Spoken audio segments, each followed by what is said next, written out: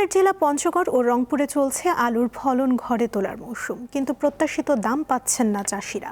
প্রতি কেজি বিক্রি করতে হচ্ছে 5 থেকে 7 টাকায়, অথচ উৎপাদন খরচ পড়েছে আরও বেশি। এই অবস্থায় কৃষকদের মুখে হাসি নেই। এখন আলু তোলার ভরা মৌসুম। ভোরে জমিতে কাজ শুরু করেন চাষিরা। সারা দিনই ব্যস্ত থাকেন তারা। পরম যত্নে ঘরে তোলেন কষ্টের ফসল। চলতি মৌসুমে আলুর দাম অনেক কমে গেছে। এই অবস্থায় দুশ্চিন্তায় পড়েছেন রংপুরের হাজার হাজার চাষি। 140 শতক মাটিতে মনে করো খরচ হয়েছে আমার নাইলো 2 লাখ টাকা।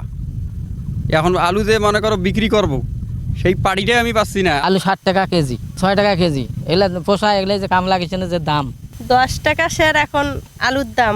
কৃষি বিভাগ বলছে চলতি মৌসুমে রংপুর জেলায় 54,050 হেক্টর জমিতে আলুর আবাদ হয়েছে।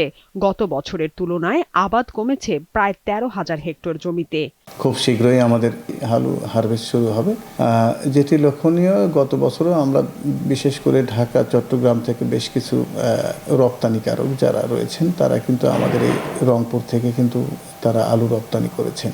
উত্তরের জেলা পঞ্চগড়েও আলু তোলায় ব্যস্ত চাষিরা, তবে বাজার নিয়ে হতাশ তারা।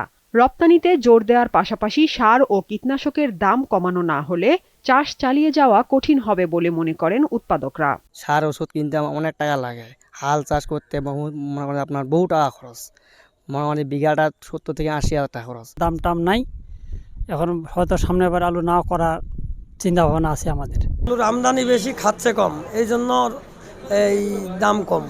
যদি সরকার একটু সুদৃষ্টি রাখতো, আলুটা যে বাইরে কোথাও একটা ব্যবস্থা করতো, তাহলে মনে হয় যে বাংলাদেশের কৃষক কিছু একটু রক্ষা হইতো। পঞ্চগড়ের চলতি মৌসুমে 13,466 হেক্টর জমিতে আলু চাষ হয়েছে, যা গত বছরের চেয়ে 139 হেক্টর কম। সাদিয়া চৌধুরী, দীপ্ত, বার্তা কক্ষ।